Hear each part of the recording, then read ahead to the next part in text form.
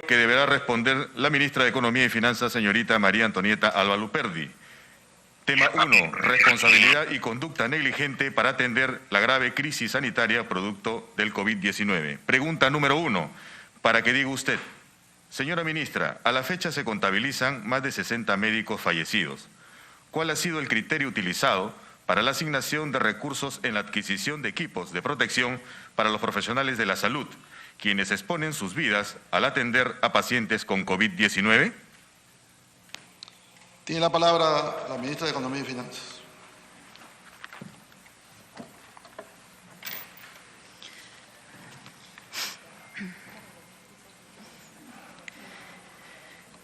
Señor presidente del Congreso de la República, señoras y señores congresistas, vengo hoy a rendir cuentas ante este poder del Estado como demócrata, como peruana y funcionaria pública, como ministra de Economía y Finanzas, tal y como manda la Constitución Política del Perú, a la que nos regimos las ciudadanas y los ciudadanos de este país. Es mi obligación constitucional responder a los 2 pliegos de interpelación que me ha cruzado este Parlamento, que suman en total 82 interrogantes, que se me ha pedido resolver en 2 días de citación, hoy viernes 4 de septiembre y el próximo lunes 7. Espero que al responder a los 2 pliegos, la ciudadanía y ustedes, sus representantes, puedan disipar cualquier duda o cuestionamiento sobre nuestra gestión. Soy una demócrata. Sé que cuando doy cuenta ante ustedes, lo estoy haciendo ante el país. Desde que empezó esta pandemia, he sido citada 9 veces a distintas comisiones de este Parlamento. Cada vez que he sido citada, no solo he respondido a sus preguntas, sino que he oído sus demandas, identificando las posibles fallas que podríamos estar cometiendo. Soy una convencida que a través del diálogo y de los mecanismos democráticos, todas las autoridades podemos hacer un mejor trabajo en beneficio del país. Señoras y señores congresistas, desde niña he recorrido al Perú. Conozco de las brechas y las desigualdades. No las he sufrido igual que millones de compatriotas, pero las conozco, las he visto, las he estudiado y sobre todo decidí ser una funcionaria pública para combatir estas desigualdades desde las políticas públicas. Hace apenas 2 semanas estuve en Puerto Belén, en Ucayali, y fui testigo de la precariedad del primer nivel de atención de salud. No es, por supuesto, el único problema estructural que debemos solucionar. Acceder a distintas zonas de la selva, tanto por vía terrestre o fluvial, es muchas veces una tarea imposible. ¿Qué país podemos construir si es más fácil llegar al extranjero que a algunas zonas de nuestra patria? Conozco los problemas de las zonas altoandinas, las heladas y el friaje que cada año arremeten contra nuestros compatriotas, el engorroso acceso a la salud, a la energía eléctrica. Incluso en zonas urbanas, el acceso a agua y saneamiento es otro problema tantas veces postergado, que no solucionaremos de la noche a la mañana, pero que por supuesto debemos solucionar. Son muchos los problemas que tiene el Perú y muchas las necesidades de las peruanas y peruanos. Esta calamidad sanitaria no llegó a un país igualitario, sino a uno que no disfruta aún de igualdad de oportunidades. Las consecuencias de esta pandemia lamentablemente profundizan estas fracturas históricas. Sin embargo, trabajo convencida de que podemos salir adelante, poniendo siempre por encima de todo el bien común. Tenemos solo un enemigo, la pandemia, y hay que encararla como un frente común. Eso es lo que el país nos exige.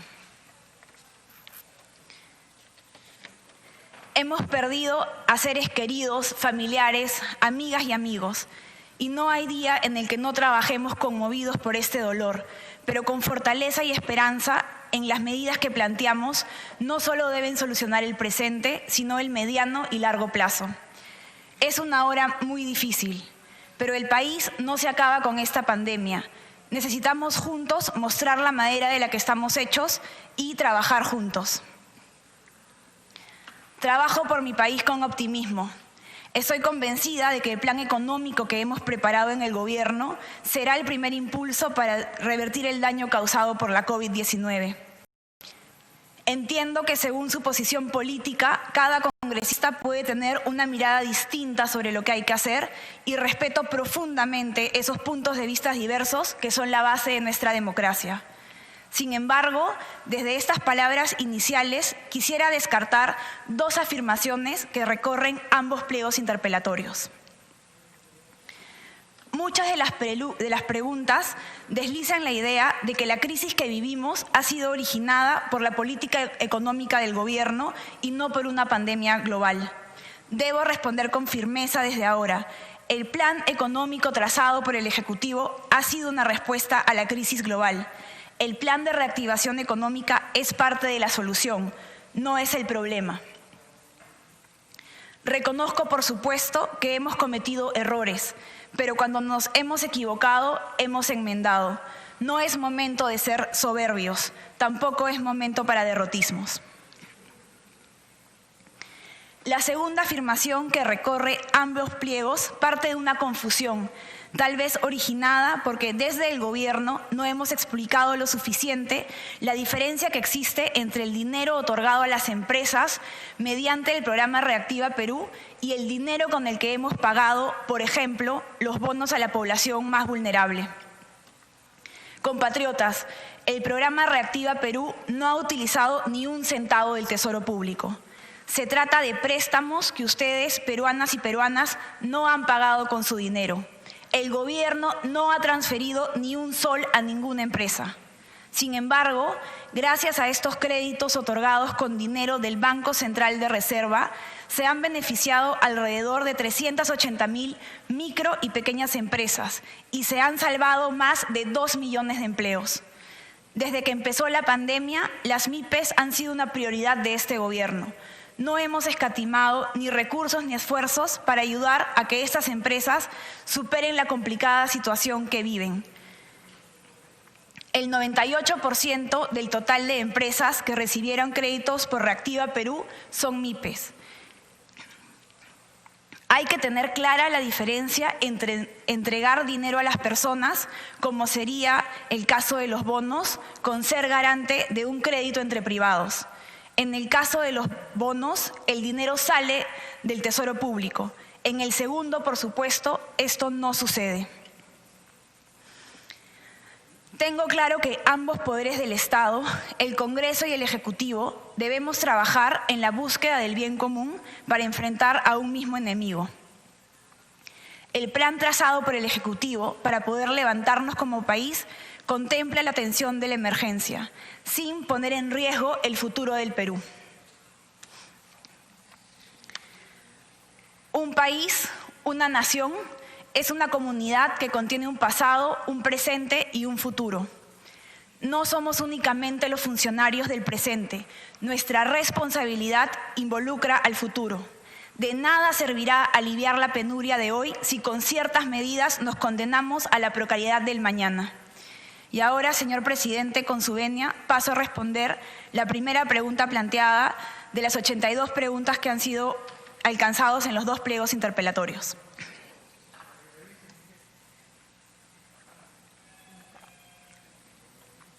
Lamentamos profundamente el fallecimiento de los médicos y de todos los servidores públicos que se encontraban en la primera línea de la lucha contra la COVID-19. Desde el inicio de la pandemia ha sido una prioridad para nosotros garantizar la seguridad de los trabajadores del sector salud, quienes vienen desempeñando una labor invaluable.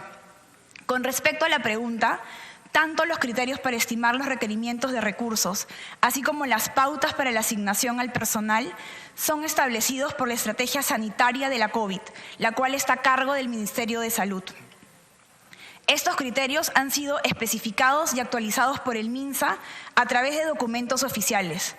Así, mediante la Resolución Ministerial 193-2020 MINSA, se establecieron los criterios para el uso de los equipos de protección personal, a los que me voy a referir en adelante como EPP, considerando el tipo y cantidad de equipos de acuerdo con las necesidades del personal de salud y de las áreas hospitalarias. Asimismo, mediante la Resolución Ministerial 316-2020 MINSA, Se dispuso la conformación del Comité de Vigilancia de Asignación y Uso de los EPPs y otros recursos para la atención de la COVID-19, mediante el cual se regula la vigilancia y la asignación y uso de los EPPs. En ese sentido, los criterios y el análisis base para los requerimientos del presupuesto corresponden a definiciones de las áreas técnicas del MINSA. El Ministerio de Economía y Finanzas, dentro de sus competencias, ha priorizado la atención a las demandas realizadas por el MINSA en el marco de la pandemia y hasta el momento ha realizado una transferencia de 248 millones de soles al Centro Nacional de Abastecimiento de Recursos Estratégicos de Salud, CENARES, del Ministerio de Salud, el cual ha realizado la distribución de EPPs a los establecimientos de salud de los gobiernos regionales y Lima Metropolitana y a los centros de aislamiento temporal. Siguiente pregunta, señor relator. Pregunta número 2. Para que diga usted, el Estado ha emitido una serie de normas legales que regulan las contrataciones públicas durante la emergencia por la pandemia. Sin embargo, las normas señalan que la mayoría de estas adquisiciones podrán realizarse a través de contrataciones directas. ¿Nos puede dar detalles de estas adquisiciones, las modalidades utilizadas en los procesos, así como los proveedores beneficiados? Señorita ministra, conteste, por favor.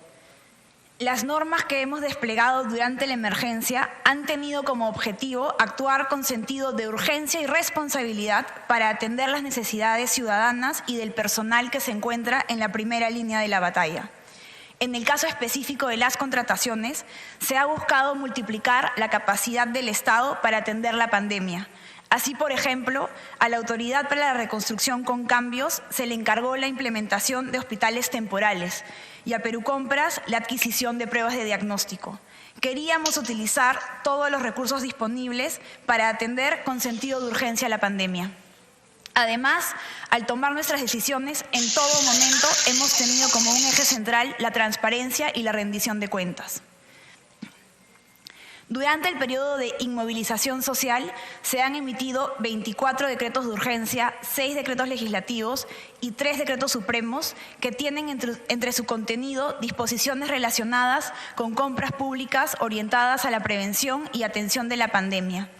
Las disposiciones permiten las contrataciones directas sin disminuir los estándares de transparencia, rendición de cuentas y disponen plazos de regularización más flexibles para que el aparato administrativo pueda responder adecuadamente y no se distraiga del objetivo central, que es cuidar la salud de las personas. Dichas medidas han permitido que se efectúen contrataciones urgentes y oportunas para asegurar, entre otras cosas, el abastecimiento de pruebas de diagnósticas, EPPs, hospitales móviles, oxígeno, adecuación de infraestructura hospitalaria, entre las principales. Era necesario brindar un marco regulatorio de contrataciones eficaz a las entidades como el Ministerio de Salud, el Ministerio de Educación, el Ministerio de Vivienda, la Autoridad para la Reconstrucción, Perú Compras, entre otras. La transparencia de las contrataciones directas está garantizada en la medida que todas las entidades contratantes deben registrar dichas operaciones en el Sistema Electrónico de Contrataciones del Estado, SEACE, que constituye la plataforma oficial en materia de contrataciones y cuya información es pública. La información que publican las entidades contratantes en el SEACE se encuentra bajo su exclusiva responsabilidad y sirve para la rendición de cuentas por parte de los funcionarios y servidores intervinientes en las distintas fases de contratación. Esta rendición de cuentas es ante el titular de la entidad contratante, los órganos de control y las instancias fiscales y judiciales, de ser el caso. Siguiente pregunta, relator. Pregunta número 3. Para que diga usted, ¿reconoce usted que hay personas en situación vulnerable, en situación de pobreza y extrema pobreza, que no se han beneficiado con ningún bono? Ante esta situación, ¿qué medidas ejecutará su sector? Señorita ministra, conteste, por favor. Estamos ante un contexto sin precedentes y muy difícil de afrontar. Somos conscientes de que distintos sectores de la sociedad se encuentran en una situación muy vulnerable frente a la pandemia. Reconocemos que han habido dificultades, pero que no quede ninguna duda. No hemos escatimado esfuerzos o recursos para llegar con los bonos a quienes más lo necesitan. Pese a los problemas, la magnitud y la rapidez de lo desplegado han sido históricos, porque la emergencia que vivimos así lo requería. Los subsidios monetarios brindados hasta la fecha se han dirigido a los hogares en situación de pobreza y pobreza extrema, así como a favor de las familias que han visto afectados sus ingresos negativamente a causa del impacto económico de la COVID. Mediante estas subvenciones se llegó inicialmente a 6 millones de hogares. Debido a deficiencias estructurales en el acceso a la información, algunos hogares en situación de pobreza no fueron beneficiados, por lo que se habilitó el registro en la plataforma del Registro Nacional de Hogares de RENIEC, con lo que se actualizó la información y se fortaleció el sistema de protección social en tiempo récord. Gracias a estas acciones, a la fecha nos encontramos entregando la subvención a 2.5 millones de hogares adicionales. Así, se espera llegar a cerca de 8.5 millones de familias peruanas, los cuales serán beneficiadas también por un segundo bono universal de 760 soles. Además, mediante el decreto de urgencia 074-2020, se dispuso la transferencia de 828 millones para financiar el bono de electricidad de 160 soles a favor de 5 millones de hogares. Se estima que este monto permitirá cubrir recibos de luz por periodos entre 6 y 10 meses en los hogares más vulnerables. De manera complementaria, se están financiando medidas para ampliar programas sociales y garantizar la seguridad alimentaria, conforme a lo dispuesto en el decreto de urgencia 095-2020, los cuales cuentan con presupuesto para su continuidad en el 2021. Así, el programa Juntos ha incrementado su cobertura en 64% al pasar de 670.000 a 1.100.000 millones de beneficiarios con presupuesto adicional de 142 millones en el 2020 y 133 millones en el 2021. Cunamás ha incrementado su cobertura en 66% al pasar de 116.000 a 192.000 beneficiarios, con un presupuesto adicional de 25 millones en el 2020 y 30 millones en el 2021. El programa Contigo, que permite atender a las personas con alguna discapacidad, incrementará su cobertura en 85%, al pasar de 40.000 beneficiarios a 74.000 beneficiarios, con un presupuesto adicional de 80 millones en el 2021. Jaco Wiñay pasará de 36.000 a 38.000 beneficiarios, con 10 millones adicionales en el 2021. Foncodes implementará la intervención temporal de apoyo al desarrollo productivo de los hogares rurales con economía de subsistencia para atender 21.100 hogares entre agosto 2020 y julio 2021 con un presupuesto de 80 millones.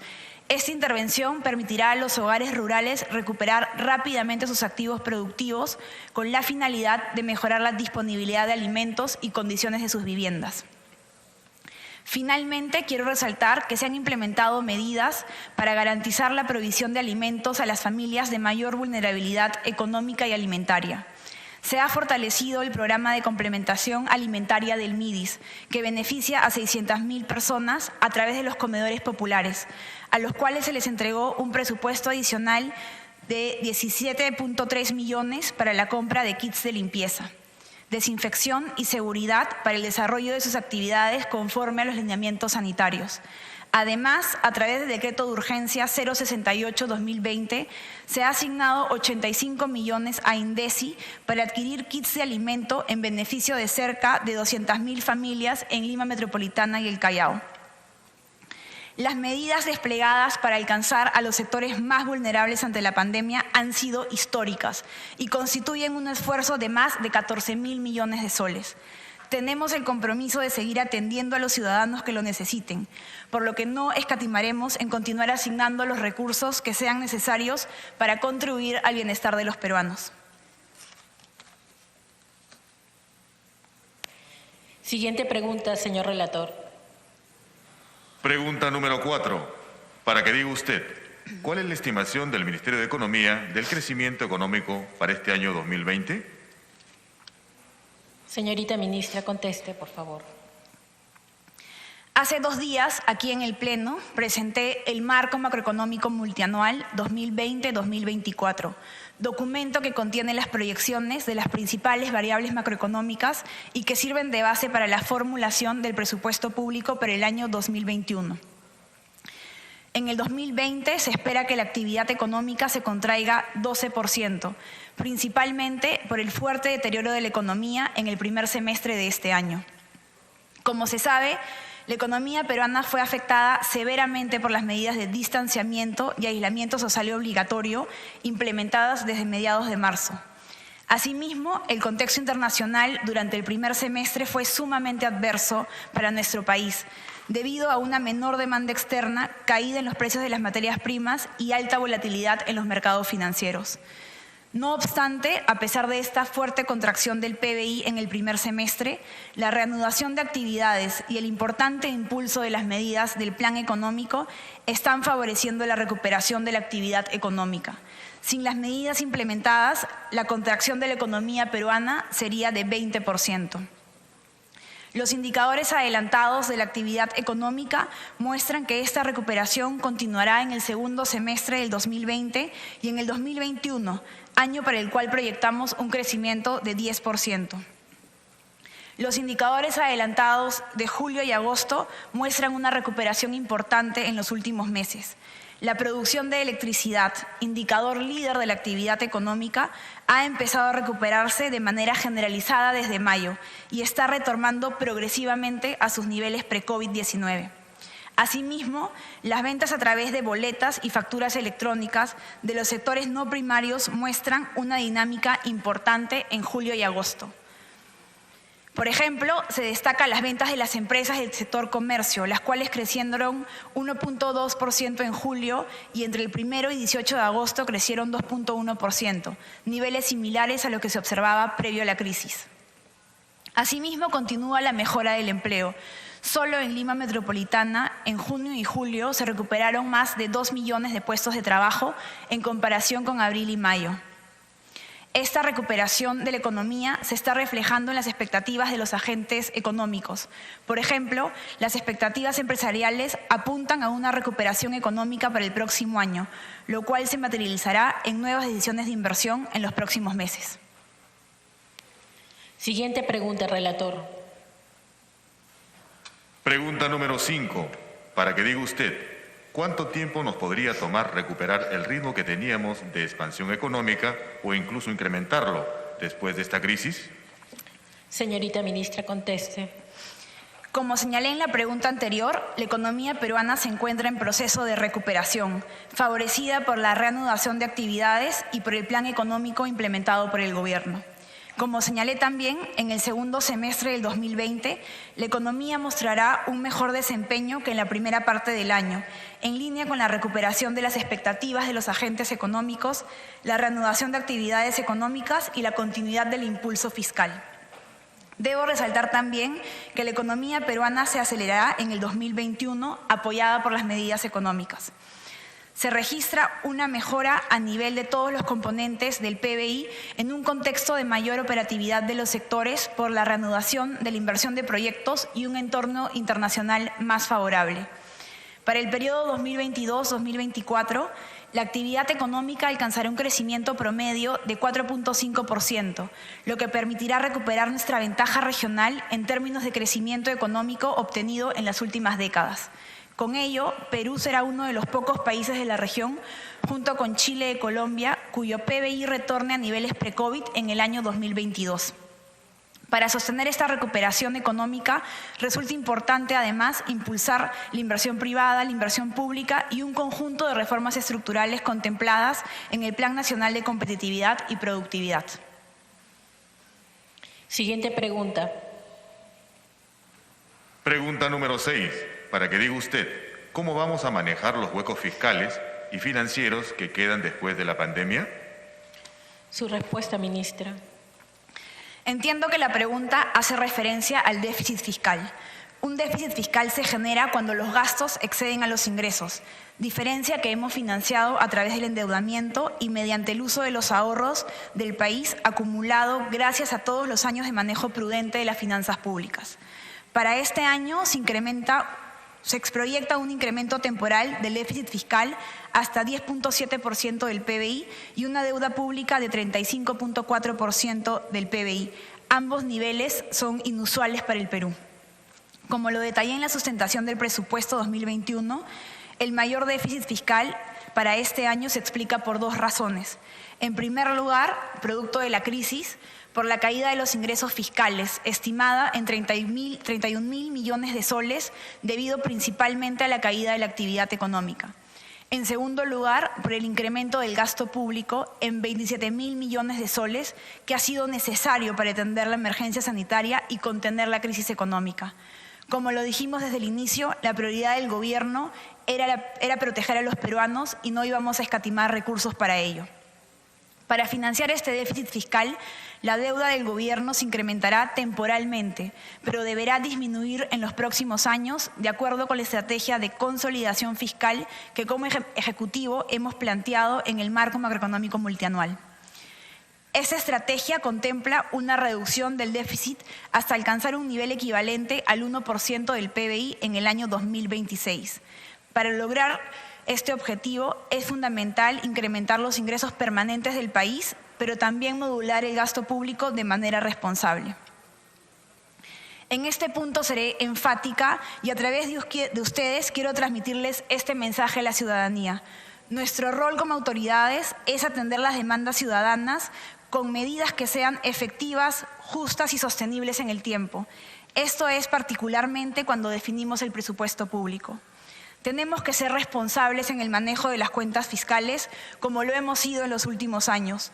Sin eso, ahora no tendríamos recursos para enfrentar la crisis y hubiese sido imposible, por ejemplo, dar bonos a la ciudadanía o equipar hospitales temporales en todas las regiones, así como muchas otras medidas que hemos desplegado en favor de los peruanos.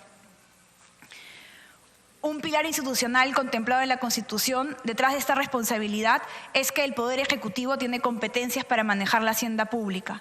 Hoy más que nunca es necesario que sigamos con esta tradición de responsabilidad. Las respuestas que demos a la crisis deben atender las demandas ciudadanas sin hipotecar el futuro del país. Siguiente pregunta, relator.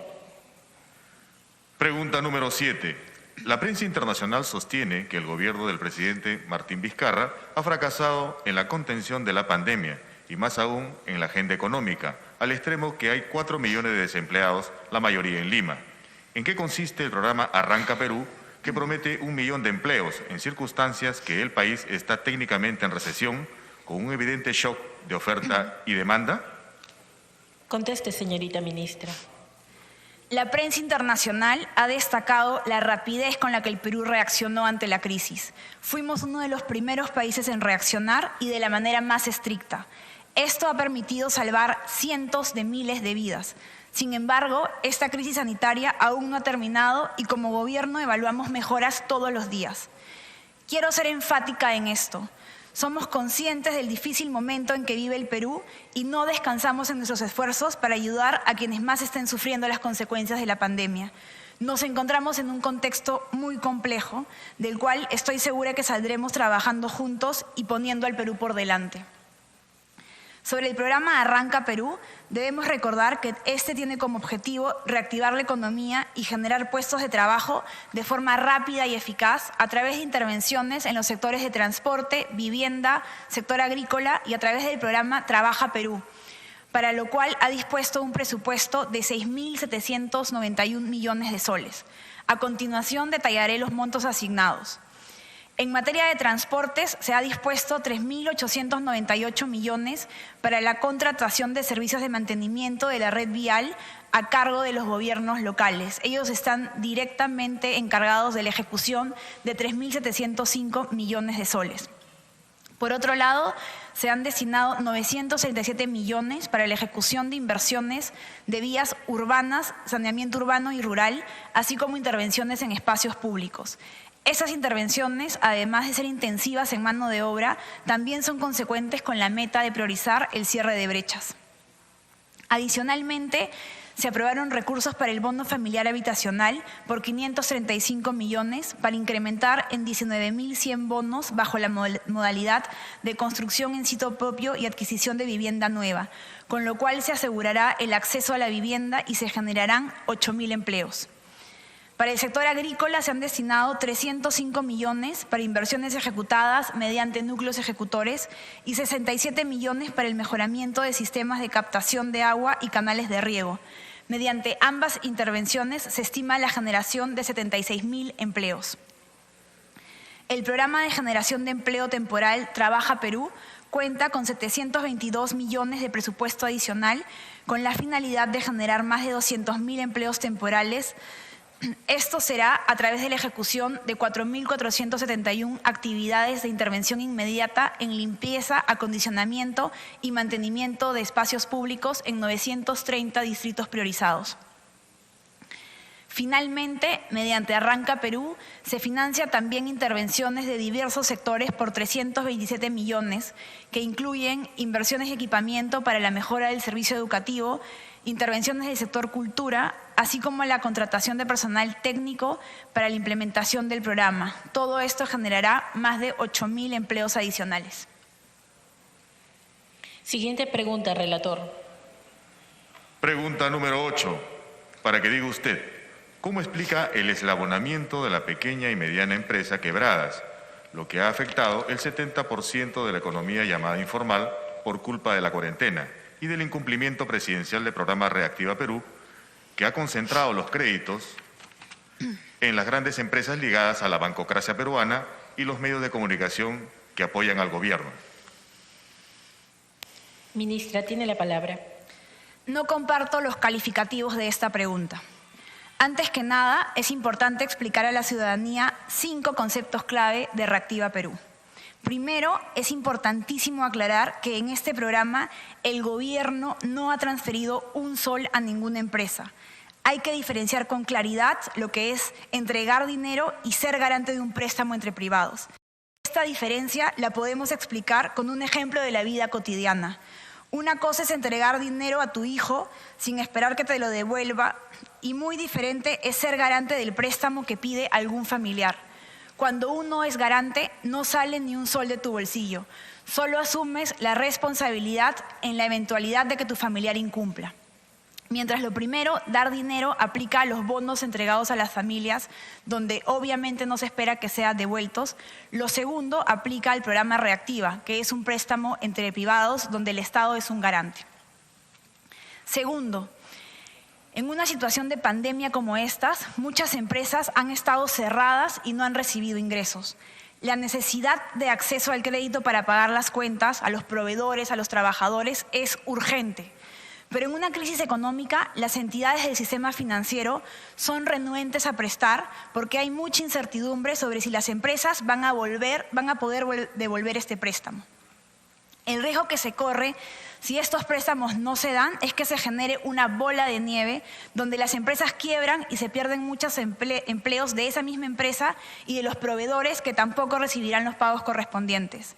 El programa Reactiva Perú trata principalmente de facilitar que los préstamos sigan fluyendo en la economía para que las empresas puedan seguir pagando a sus trabajadores y proveedores a pesar de no recibir ingresos producto de esta crisis. Tercero, es que el rol del Estado es de ser un garante, justamente para reducir el riesgo crediticio de las empresas y permitir que éstas puedan acceder a tasas de interés bajas.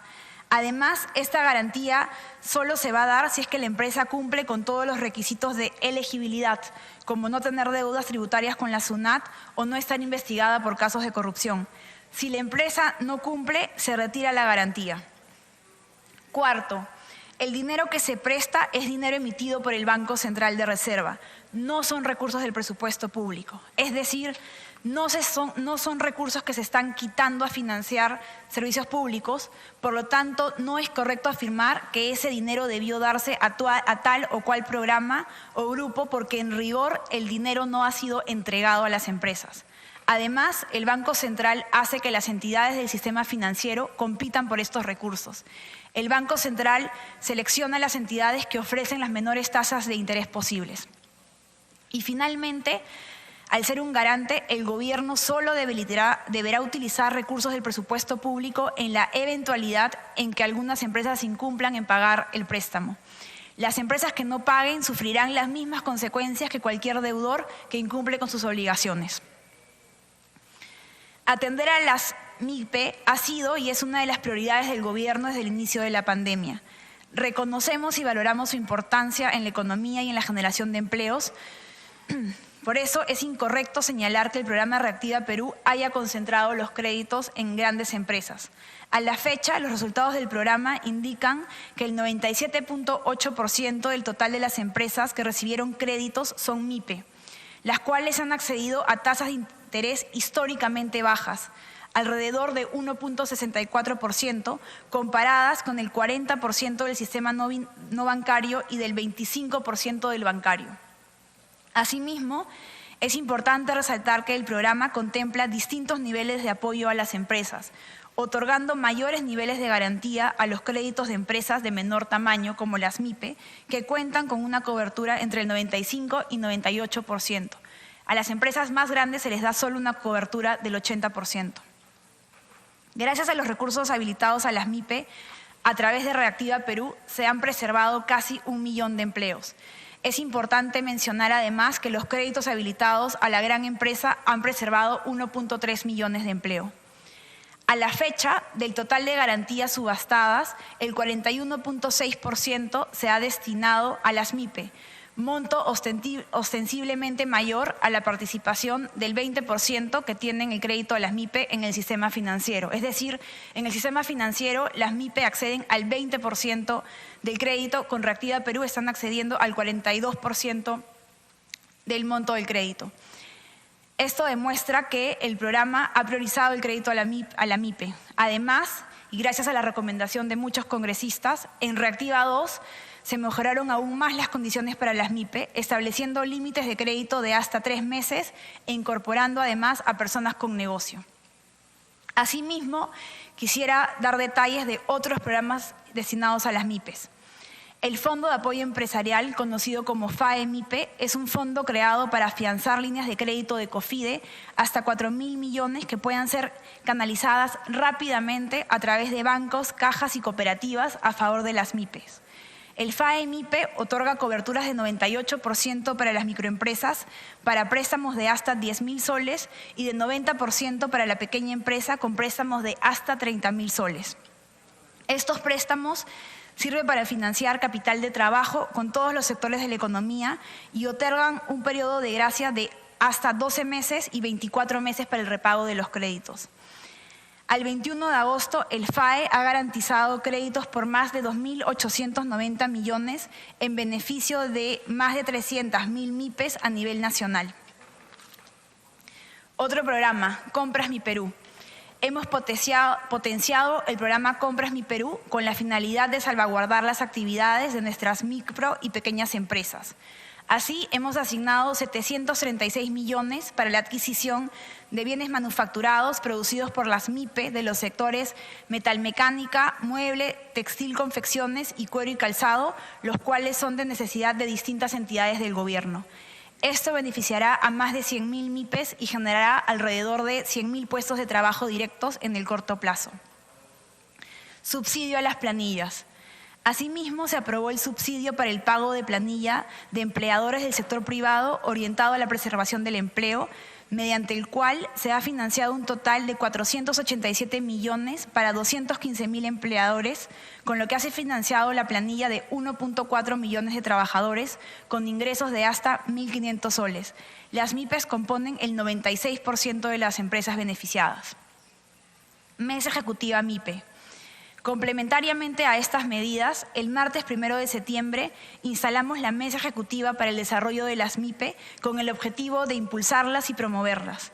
Esta mesa coordinará y articulará al sector público y privado en un trabajo conjunto para identificar y solucionar los cuellos de botella, barreras y problemas que afectan y limitan la productividad de las MIPE. Nadie conoce mejor los problemas de las MIPE que ellas mismas. Por ello, las medidas y propuestas de solución que se adopten serán diseñadas e implementadas desde su experiencia y con su participación.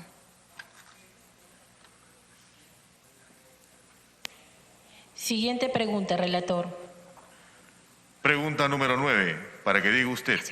¿Cuáles son las razones del incumplimiento del anuncio presidencial, junto con usted, del 6 de abril, cuando se dijo que los 30.000 millones de soles serían para apoyar principalmente a las 314.000 pequeñas empresas de menos de 10 trabajadores, de las 350.000 empresas que hay en el Perú?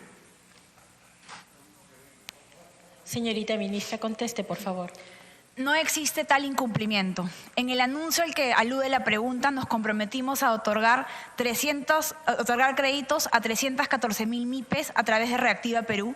Hemos excedido lo que prometimos. Al 21 de agosto, 381.014 MIPES, las cuales tienen en promedio menos de 3 trabajadores, han sido beneficiadas por el programa, accediendo a créditos con garantía estatal por un monto total de 21.016 millones de soles. Cabe precisar que el MEF también ha implementado el FAE-MIPE, el cual, como ya he explicado, tiene como objetivo atender las necesidades de liquidez exclusivamente de las MIPES. Así, con el FAE-MIPE se ha beneficiado a más de 300.000 MIPES, otorgando créditos garantizados por 2.890 millones de soles a una tasa de interés histórica promedio de 3.2%.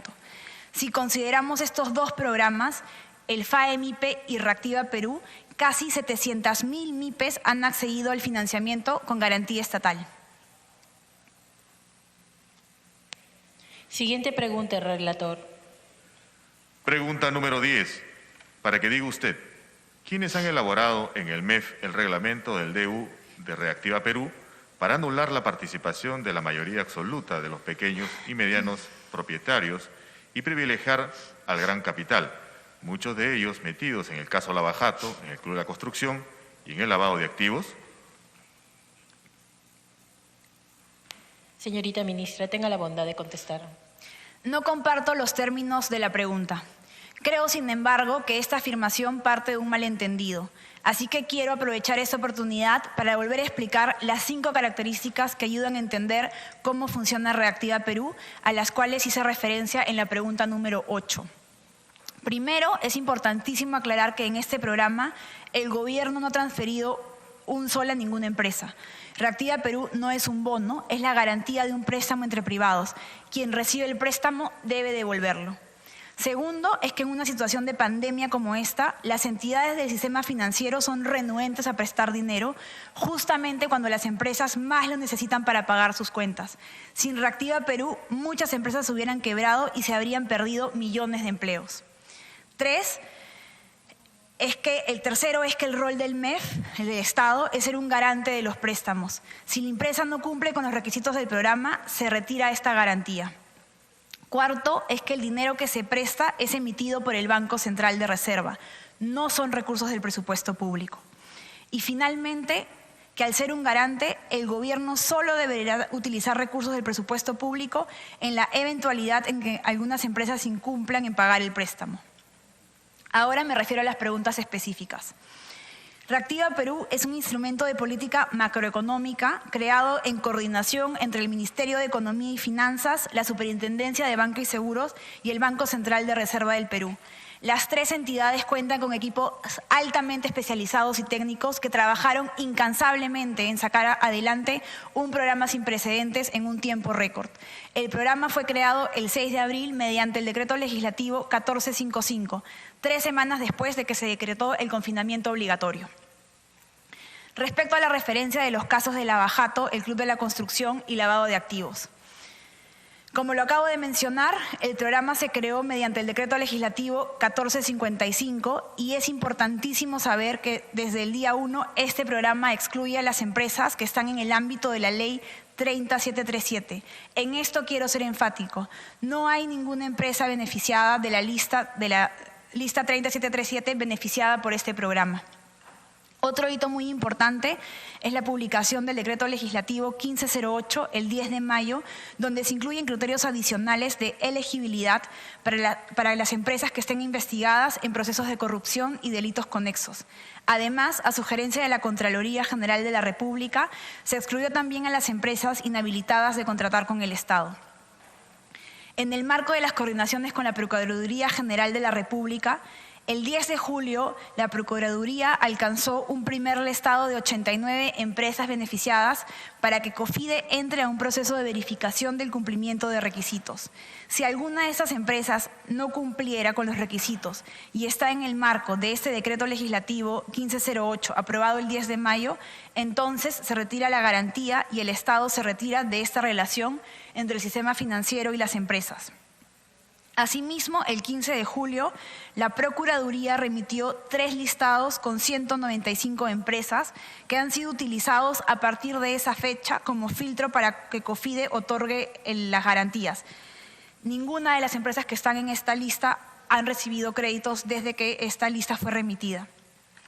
Estas listas incluyen empresas comprendidas como investigadas en el ámbito de la Procuraduría Pública Especializada en Delitos de Corrupción, de las Procuradurías Públicas Anticorrupción descentralizadas y de la Procuraduría ad hoc para el caso Odebrecht. Un factor clave muy importante para nosotros es la vigilancia ciudadana.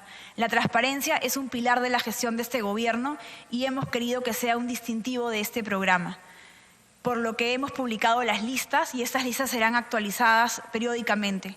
La idea es que toda la ciudadanía pueda también denunciar cualquier posible incumplimiento de los requisitos. Siguiente pregunta, relator. Pregunta número 11, para que diga usted, ¿quiénes han negociado con los ingleses para entregarles el manejo de los más de 7.000 millones de soles de la reconstrucción con cambios del norte del Perú, con una comisión del 6% del monto total que al final se gaste? Esta decisión no es una aceptación de la incapacidad gerencial del gobierno en un programa que tiene varios años de paralizado. Señorita ministra, cordialmente se le solicita conteste, lea las respuestas más despacio para la mayor y mejor comprensión, debido a que la mayoría estamos en una plataforma virtual. Gracias.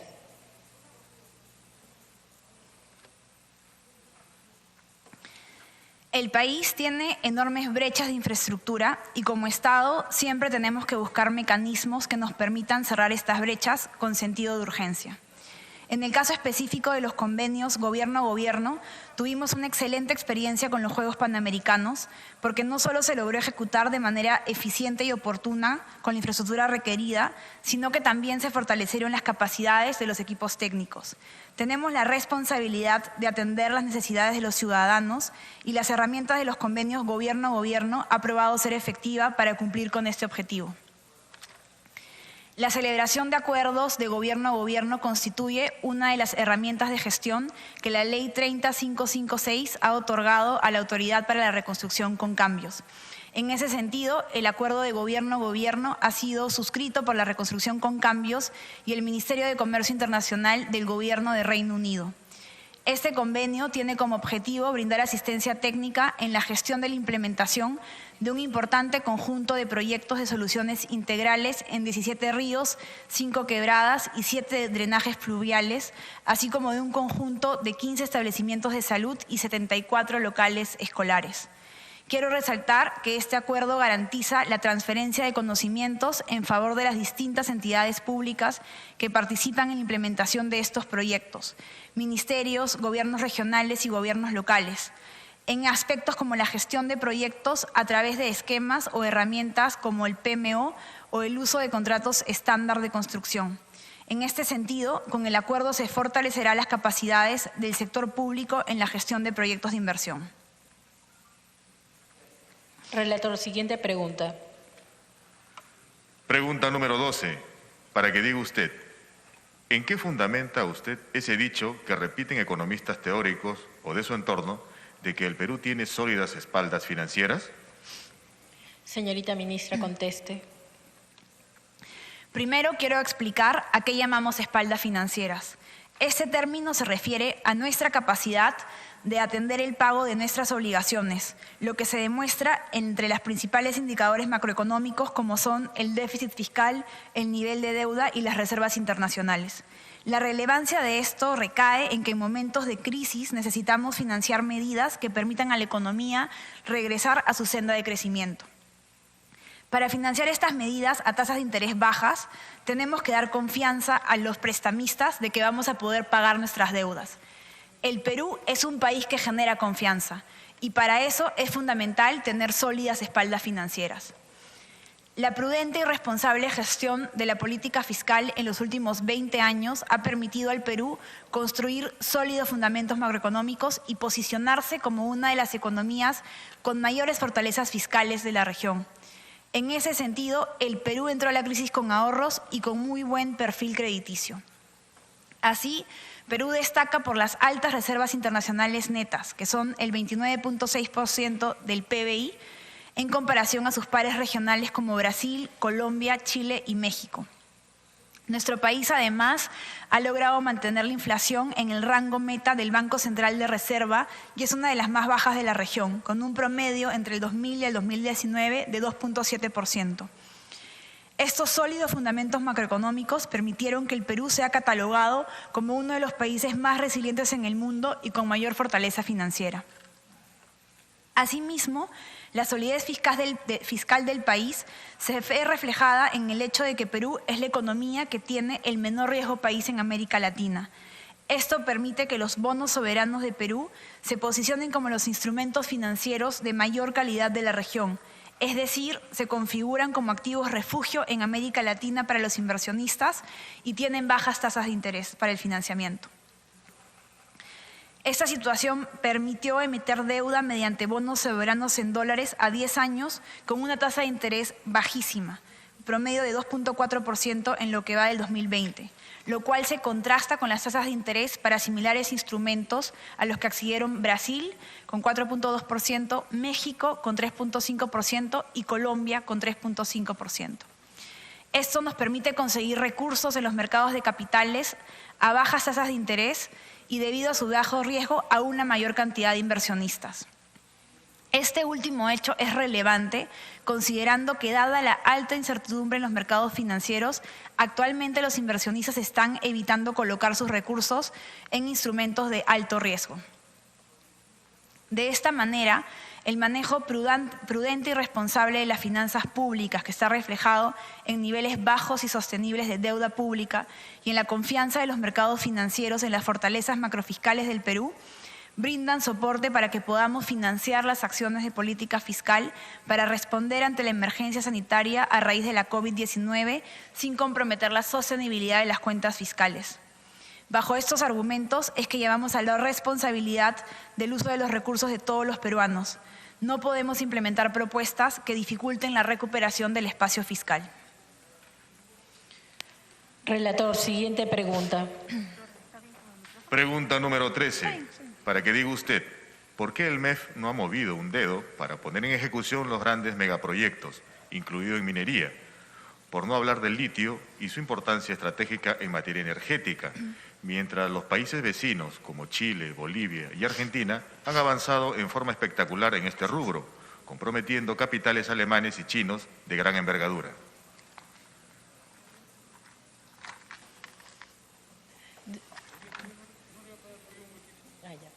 Señorita ministra, puede contestar. Ya. No comparto los calificativos de esta pregunta. Desde el Ministerio de Economía y Finanzas hemos dado claras señales de estar a favor de poner en ejecución grandes e importantes proyectos de infraestructura que impulsen el crecimiento del país y contribuyan a brindar servicios públicos en beneficio de la población. Con esa idea clara, hicimos el primer Plan Nacional de Infraestructura para la Competitividad del Perú, en el cual se elaboró sobre la base de las brechas de infraestructura que presenta nuestro país. Al momento de su publicación, este plan contaba con 24 proyectos en ejecución. A la fecha, a pesar de la sensibilidad que tienen los cronogramas de los proyectos de inversión frente a impactos externos como la COVID-19, el plan cuenta ya con 32 proyectos en ejecución que acumulan un monto total de inversión de 49.000 millones de soles. Complementamos este esfuerzo con un marco legal orientado a dinamizar la ejecución de estos megaproyectos y poner en valor su infraestructura.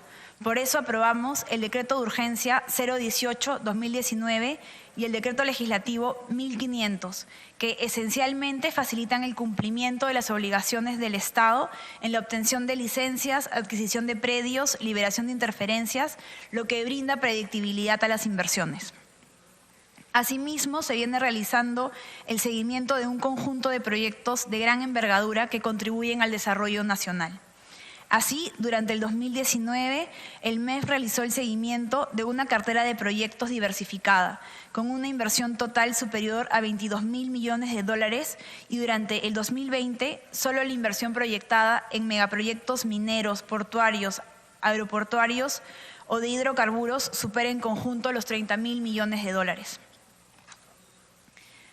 Como parte del acompañamiento realizado a estos proyectos, durante el 2019, el MEF articuló con diversas entidades del Estado el destrave de 88 procedimientos, lo que contribuyó a que se ejecute una inversión superior a los 2.500 millones de dólares.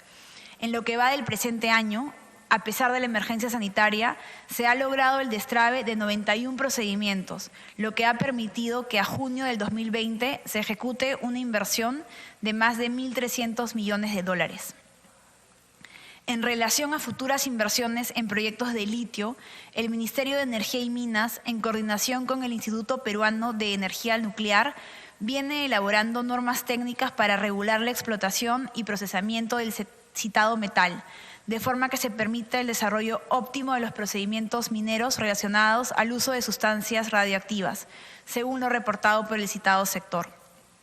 Todas estas medidas contribuyen en el corto plazo a generar puestos de trabajo y en el largo plazo a cerrar brechas, promoviendo la competitividad y brindando acceso a servicios públicos para los ciudadanos. Siguiente pregunta. Pregunta número 14, para que diga usted, ¿para cuándo se espera la reestructuración del presupuesto general de la República, tan ampuloso en gastos superfluos, como las millonarias consultorías y publicidad de todos los ministerios, como si el país no viviera tiempos de pandemia y de economía de guerra? Señorita ministra, conteste, por favor. No comparto los calificativos de esta pregunta. Los gastos del gobierno son planeados y responsables, a la vez que tienen como objetivo final lograr un país más justo con mayor bienestar para la ciudadanía. Reconocemos la magnitud de las dificultades que la pandemia ha traído consigo y por eso hemos tomado medidas sin precedentes para hacer frente a los retos.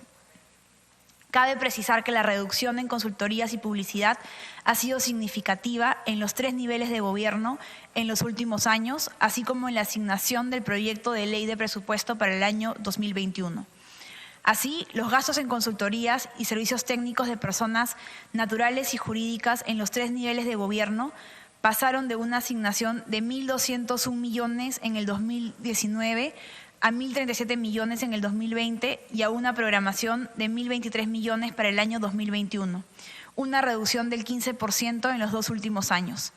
Por otro lado, en cuanto a la publicidad, hemos implementado una línea de trabajo desde 2017 en presupuesto público para optimizar el uso de estos recursos. Así, en comparación con el presupuesto asignado en el 2017, de 736 millones, desde el 2019 hasta el 2021, estos tipos de gastos cuentan con una asignación por debajo de los 200 millones de soles. Siguiente pregunta, relator.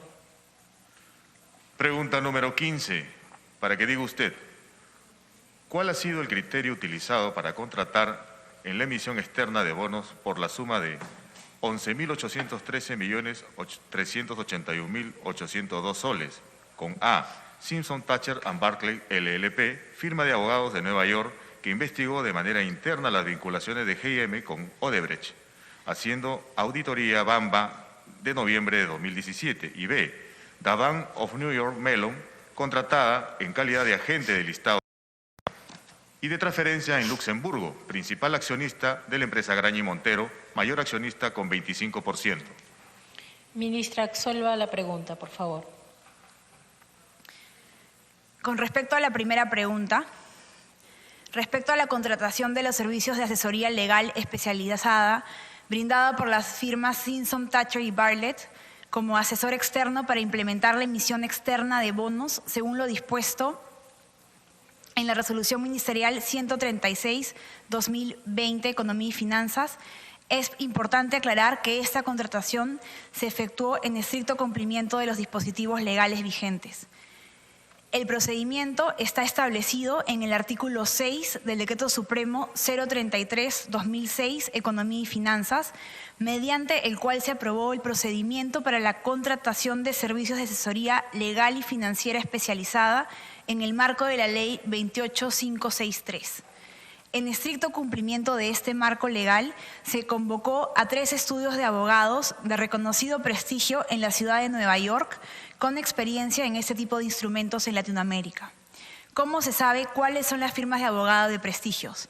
Chambers & Partners es una compañía británica de clasificación e investigación que divulga las guías más importantes relacionadas con las compañías dedicadas a servicios legales de la mayoría de países del mundo. Clasificadas por regiones, las publicaciones de esta prestigiosa compañía son un referente de consulta imprescindible para quienes deseen contratar a las más reconocidas firmas de estudios de abogados especializados en emisiones de bonos. En ese sentido, convocamos a los estudios incluidos en la banda 1 del ranking elaborado por Chambers & Partners, seleccionándose al estudio de abogados que remitió la menor propuesta económica. De esta forma, garantizamos cumplir con el procedimiento legal, garantizamos también contar con un servicio de calidad al menor precio ofrecido. Quiero agregar que el proceso de selección es absolutamente transparente e incluye la remisión de la información correspondiente a la Comisión de Presupuesto y Cuenta General de la República del Congreso y a la Contraloría General de la República. La segunda pregunta, respecto a la contratación de The Bank of New York Mellon como agente de listado de pago y de transferencia en Luxemburgo. Cuando se realiza una emisión externa, se contrata los servicios de un agente que sirva de intermediador entre nuestro país y los inversionistas que adquirirán los bonos. En este contexto, se contrató a los servicios del banco The Bank of New York Mellon, que es la entidad que cumple el rol de listar, registrar y pagar todos los bonos globales que ha emitido el Perú. Esta entidad también ofrece servicios similares a países como Chile, Colombia, Uruguay y Brasil. Cabe indicar que todos los nuevos bonos que hemos emitido como país desde el 25 de agosto del 2015, hace 5 años, se suscriben en un contrato suscrito entre la República del Perú y este banco como agente fiduciario. La contratación se realizó en el marco de la Resolución Ministerial 258 del 2015. Es una contratación que se hizo hace 5 años. En ese sentido, este marco legal se aplica en integridad a los bonos recientemente emitidos. No se necesita contratar otro agente fiduciario, por lo que solo aplica solicitarle un tarifario que especifica las comisiones a pagar por los servicios contratados para estos bonos. Asimismo, es importante enfatizar que de acuerdo con la información pública de Graña y Montero, se ha tomado conocimiento que The Bank of New York Mellon actúa solo como depositario y representa a todos los titulares del American Depositary Shares, por lo que el referido banco no es accionista de la empresa Graña y Montero, sino que es contratado por la empresa para que sus acciones puedan ser vendidas a inversionistas en Estados Unidos.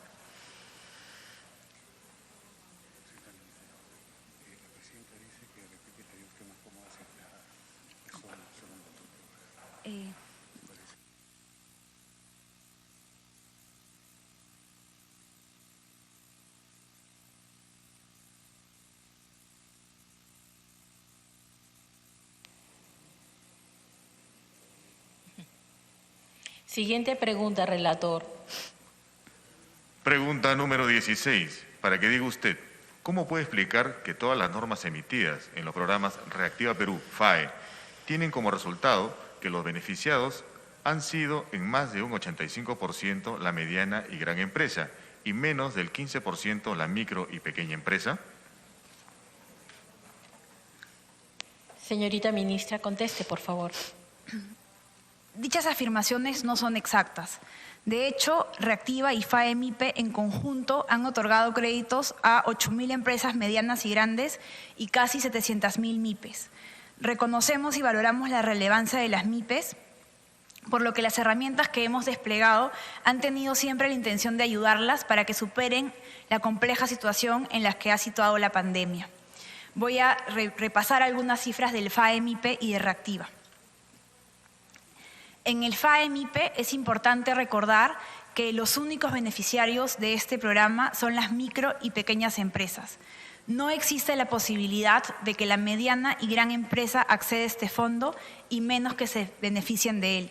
Es decir, 100% de los beneficiarios del FAE-MIPE son micro y pequeñas empresas.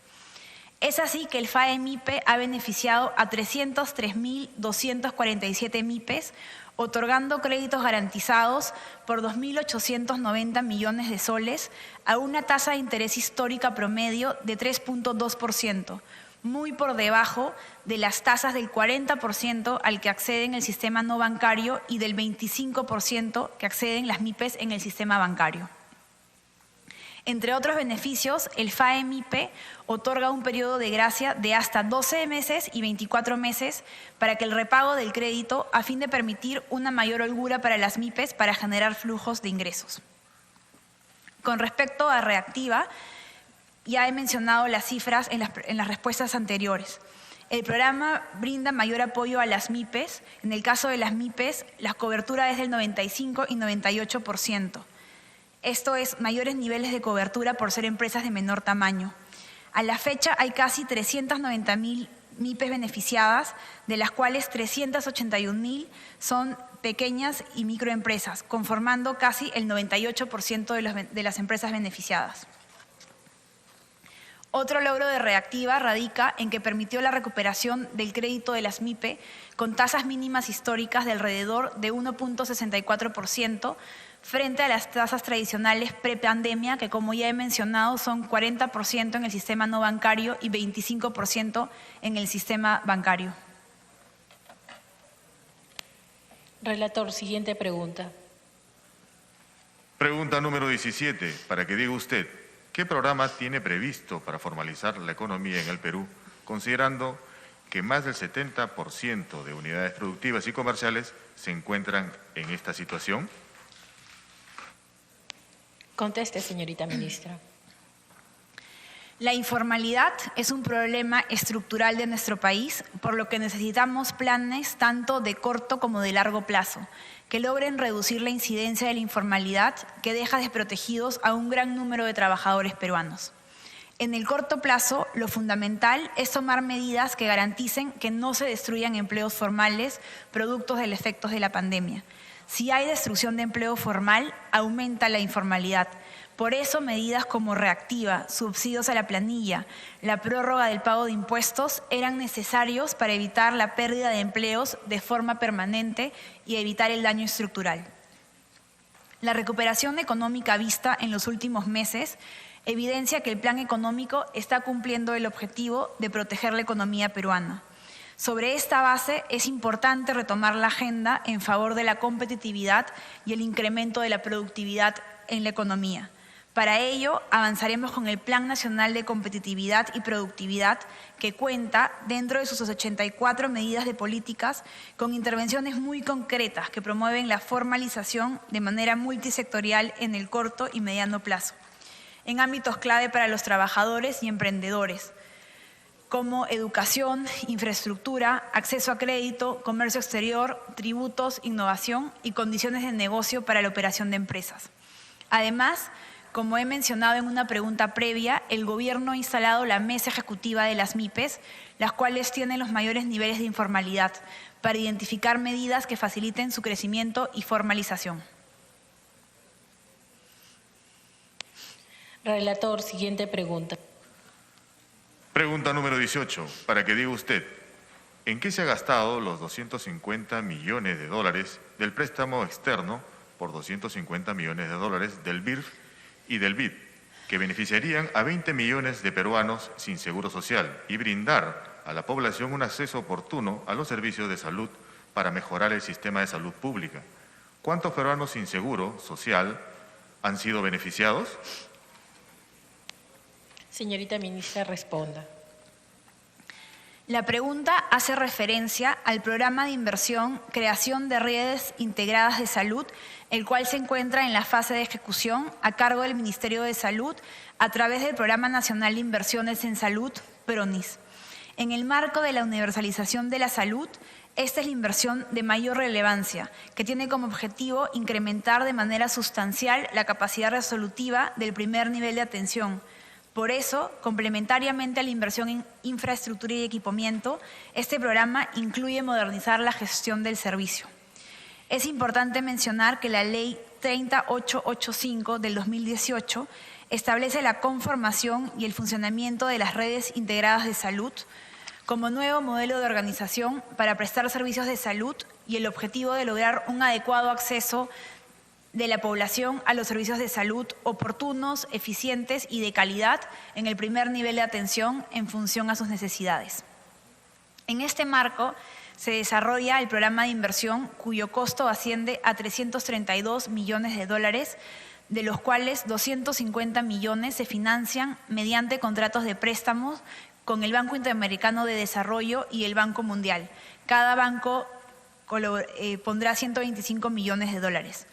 La ejecución de esta inversión se inició el segundo semestre del 2019 y está proyectada a ejecutarse en 5 años.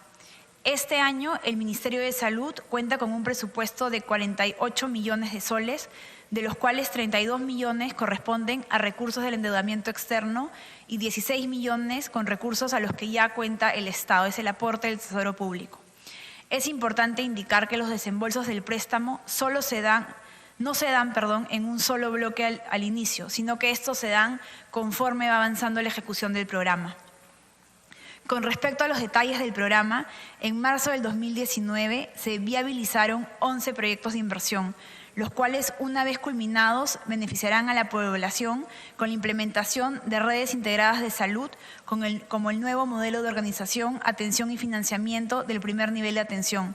Se tendrá una historia clínica electrónica por ciudadano que interopere entre todas las prestadoras de salud, un nuevo sistema logístico de distribución de medicamentos con almacenes modernos en Lima, una central médico de apoyo y 100 establecimientos de salud del primer nivel fortalecidos. Relator, siguiente pregunta. Pregunta número 19. Como titular del sector Economía, ¿cuál ha sido el grado de consenso entre los integrantes del grupo de trabajo multisectorial para elaborar la estrategia de reanudación progresiva de las actividades económicas? ¿En qué medida específica participaron y por cuántos días se reunieron efectivamente a tales efectos? Ministra, conteste, por favor. Todos los funcionarios y autoridades públicas tenemos el reto de buscar y conseguir lo mejor para la población, generando crecimiento y desarrollo. El trabajo multisectorial enriquece el debate, nos permite escuchar opiniones y posturas diversas, a la vez que trabajamos para alcanzar consensos que se traduzcan en una mejor calidad de vida para las personas. El grupo de trabajo multisectorial ha tenido un labor muy importante en la estrategia de reanudación de actividades económicas. Desde su conformación, el 24 de abril, mediante la Resolución Ministerial 144-2020 Economía y Finanzas, hasta el 2 de septiembre, desde el 24 de abril hasta el 2 de septiembre, se ha realizado un total de 15 reuniones en las cuales los miembros participaron activamente en las propuestas, observaciones y evaluaciones de las medidas de los sectores para el reinicio de actividades. La dinámica de las reuniones para la reanudación de actividades se plantea como sigue. Primero, el representante del MEF informa sobre la situación actual de la economía, la evolución de la pandemia y otros indicadores pertinentes, así como la propuesta de las actividades a reiniciar de acuerdo a un primer consenso con los sectores competentes del Ejecutivo.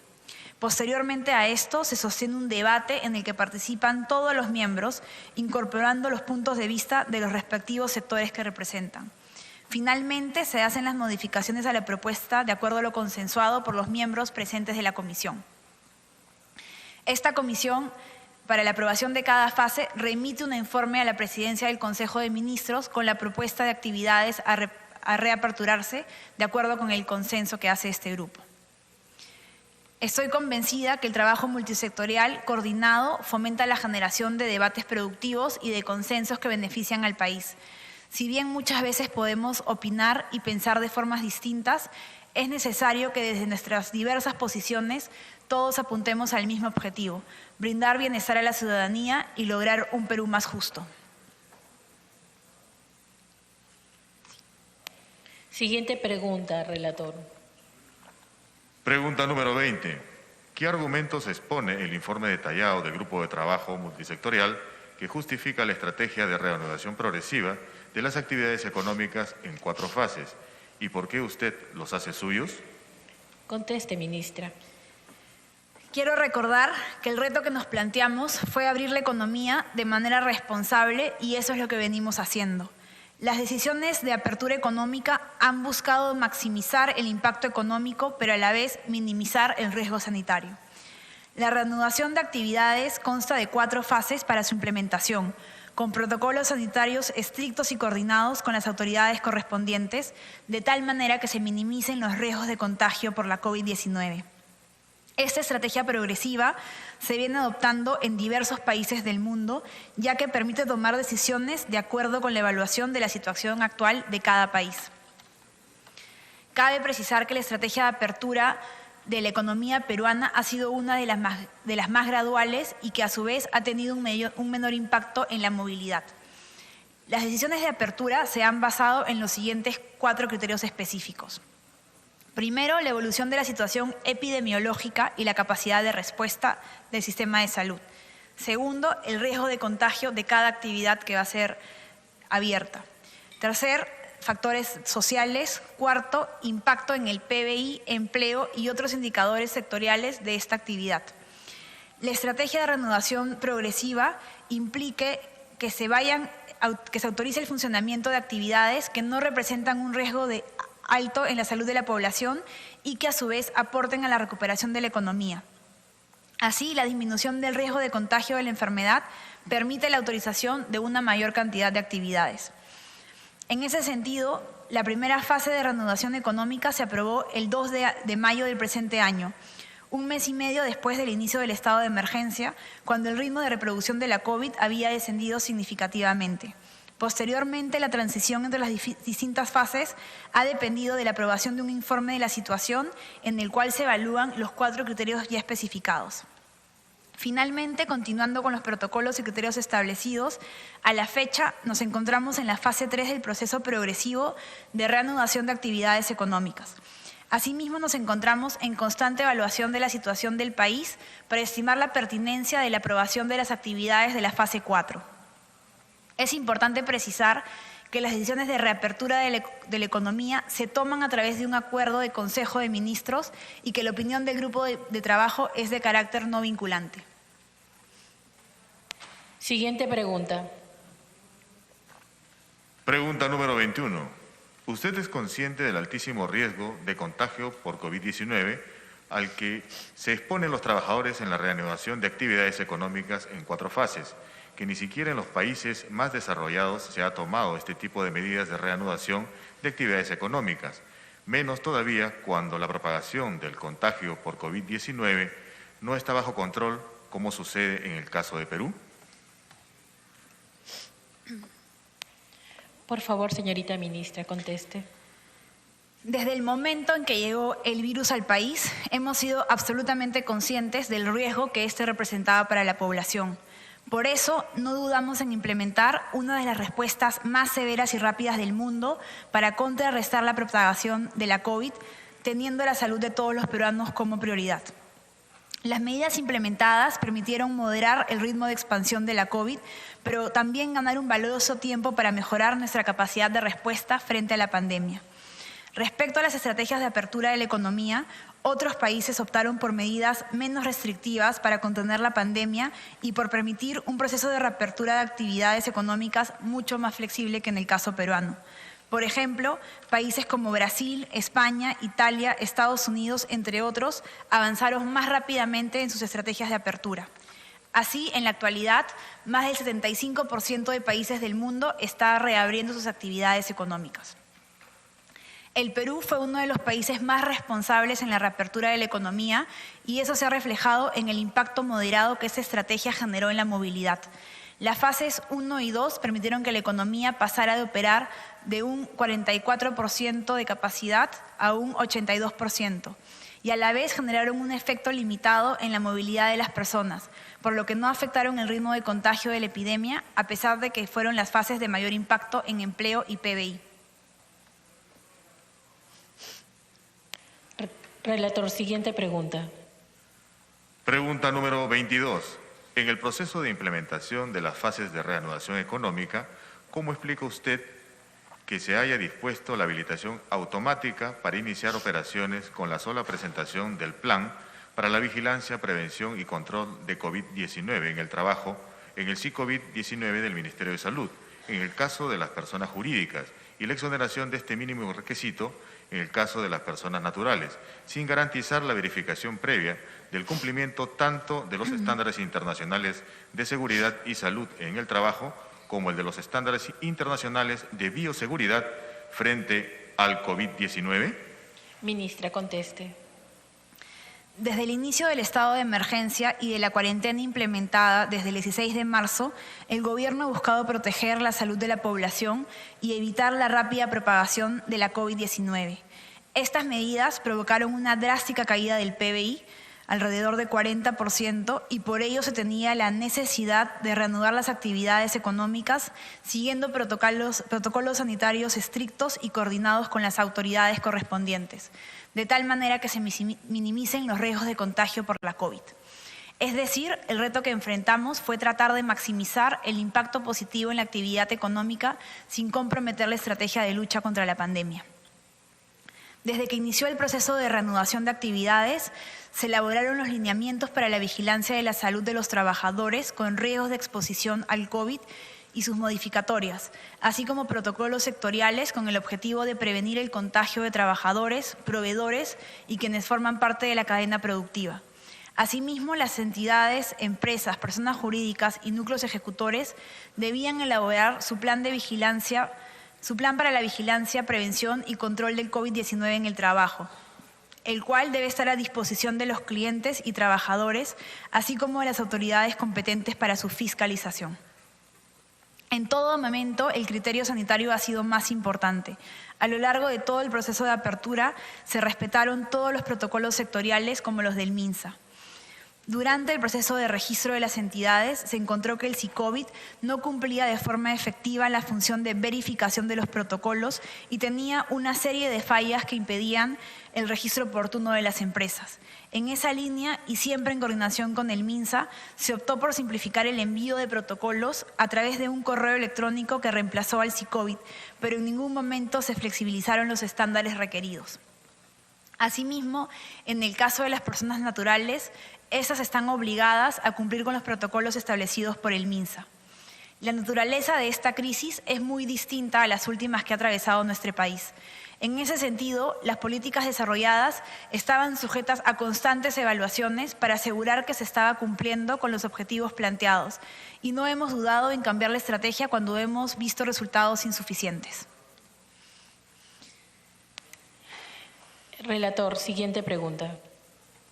Pregunta número 23. ¿Cómo explica usted que el apoyo crediticio a las MIPES con RUC sea mucho menor que el apoyo crediticio a las grandes empresas? ¿Y qué razón justifica excluir a los conductores de microempresas que operaban en la informalidad económica sin ofrecerles ahora ninguna opción económica financiera para que transiten a la formalidad económica? Ministra, conteste, por favor.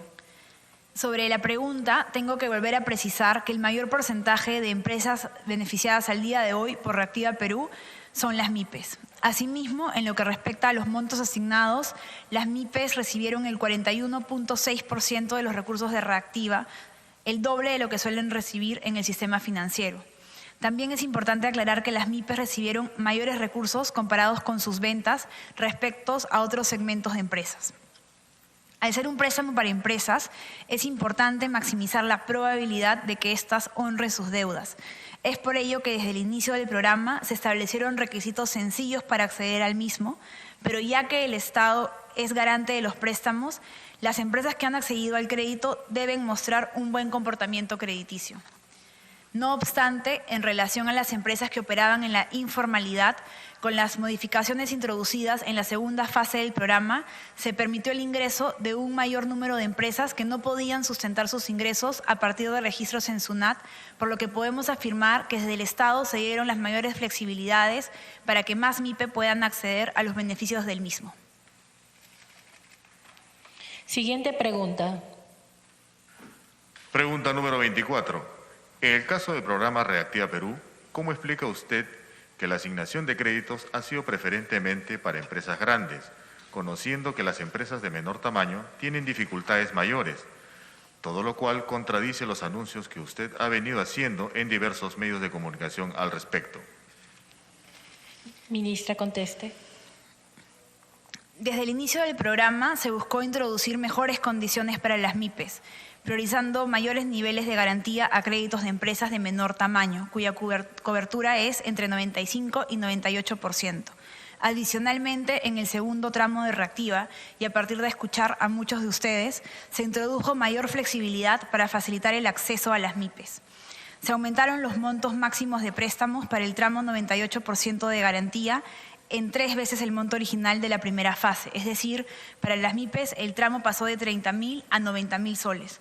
Asimismo, para aquellas que no pueden sustentar ventas ante SUNAT, como lo he explicado en la pregunta anterior, se aplica el criterio de historial financiero, considerando hasta el doble de la deuda registrada como microempresa en el año 2019 hasta un monto de 40.000 soles. Estas modificaciones permitieron que la participación de las MIPE incrementara de manera significativa, pasando de 100.000 MIPES beneficiadas en Reactiva 1 a 280.000 MIPES en Reactiva 2. Así, a la fecha, 381.000 MIPES han accedido a créditos del programa, representando el 98% del total de empresas que han recibido créditos por Reactiva Perú. Es importante volver a mencionar que Reactiva Perú permitió la rápida recuperación del crédito al sector privado, principalmente el de las MIPE, con tasas mínimas históricas de alrededor de 1.64 frente a las tasas tradicionales prepandemia de 40% del sistema no bancario y de 25% del bancario. Asimismo, se logró revertir la tendencia negativa que se venía observando en el crédito de las MIPES. Siguiente pregunta. Pregunta número 25. En cuanto a los bonos para los hogares del país, ¿cómo explica usted el carácter excepcional y por única vez de estos bonos, si la pandemia por COVID-19 en el Perú aún no está bajo control y no cabe esperar que la gente salga o tenga que salir a generarse ingresos en un contexto altamente peligroso para la vida y la salud, sin vacunas o tratamientos efectivos conocidos, y más aún cuando no se ha entregado la totalidad de estos bonos y representan menos del 5% de lo asignado para Reactiva Perú, con el agravante que la gran mayoría de familias antes del brote de COVID-19 generaba ingresos por trabajo en empleos informales. Ministra, conteste, por favor. En primer lugar, es necesario aclarar que no es correcto comparar el monto de los créditos otorgados por el programa Reactiva con los montos de los bonos. Hay que diferenciar con claridad lo que es entregar dinero y ser garante de un préstamo entre privados. Voy a regresar al ejemplo de la vida cotidiana que ya mencioné. Una cosa es entregar dinero a tu hijo sin esperar que te lo devuelva y muy diferente es ser garante del préstamo que algún familiar pide. Cuando uno es garante, no sale ni un sol de tu bolsillo. Solo asumes la responsabilidad en la eventualidad de que tu familiar incumple. Mientras lo primero, dar dinero, aplica a los bonos entregados a las familias donde no esperamos que sea devuelto. Lo segundo aplica al programa Reactiva Perú, que es un préstamo entre privados. Por esta razón, los instrumentos no son comparables. Dicho eso, quisiera darles algunos detalles sobre el esfuerzo realizado en beneficio de los hogares, además de los bonos que serán otorgados a 8.5 millones de hogares. Como detallé en la pregunta 3, se han destinado más de 14.000 millones de soles para financiar diversas intervenciones que han tenido como fin último proteger a los hogares. Entre estos destaca la ampliación de beneficiarios de programas sociales como Juntos, Cunamás, Contigo, Jacu Wiñay y las intervenciones orientadas a garantizar la seguridad alimentaria, como el fortalecimiento de los comedores populares y el financiamiento de kits entregados por INDECI, los subsidios a los recibos de luz y la prórroga para el pago de obligaciones tributarias y crediticias. Siguiente pregunta.